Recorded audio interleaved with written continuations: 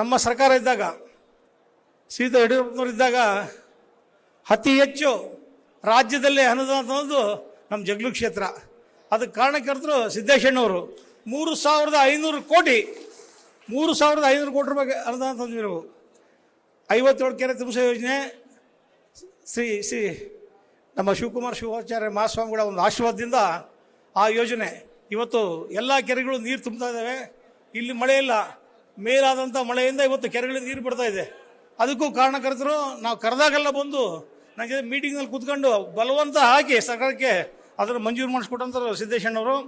ಹಾಗೆ ನಮ್ಮ ಮಹತ್ವಾಕಾಂಕ್ಷೆಯ ಯೋಜನೆ ಭದ್ರಾ ಮೇಲ್ದಂಡೆ ಸುಮಾರು 1,300 ಕೋಟಿ ರೂಪಾಯಿ ವೆಚ್ಚದಲ್ಲಿ ಆ ಯೋಜನೆ ನಡೀತಾ ಇದೆ. ಕೇಂದ್ರ ಸರ್ಕಾರದಿಂದ ಸ್ವಲ್ಪ ಹಣ ಬರಬೇಕು, ಸರಿಯಾಗಿ ಬರ್ತಿಲ್ಲ, ಆದರೂ ಕೆಲಸ ಪ್ರಾರಂಭವಾಗಿದೆ. ಇದು ನಮ್ಮ ಯೋಜನೆ. ಇದು ನಮ್ಮ ಜಗಳೂರನ್ನು ಬರಮುಕ್ತವಾಗಿ ಮಾಡಿ ಹಸಿರು ಕಾಣುವಂತ ಮಾಡಿದ್ದು ನಮ್ಮ BJP ಸರ್ಕಾರ. ಅದರಲ್ಲಿ ಎರಡು ಮಾತೇ ಇಲ್ಲ. ಅಂತ 2 ಯೋಜನೆಗಳನ್ನು ಕೊಟ್ಟಂಥವ್ರು ಸಿದ್ದೇಶಣ್ಣವರು. ನನ್ನ ಹಿಂದೆ ಬೆನ್ನಿಂದ ನಿಂತ್ಕೊಂಡು ಶ್ರೀಕೃಷ್ಣನಾಗಿ ಈ ಕೆಲಸಗಳನ್ನ ಮಾಡಿಸ್ಕೊಟ್ಟಿದ್ದಾರೆ.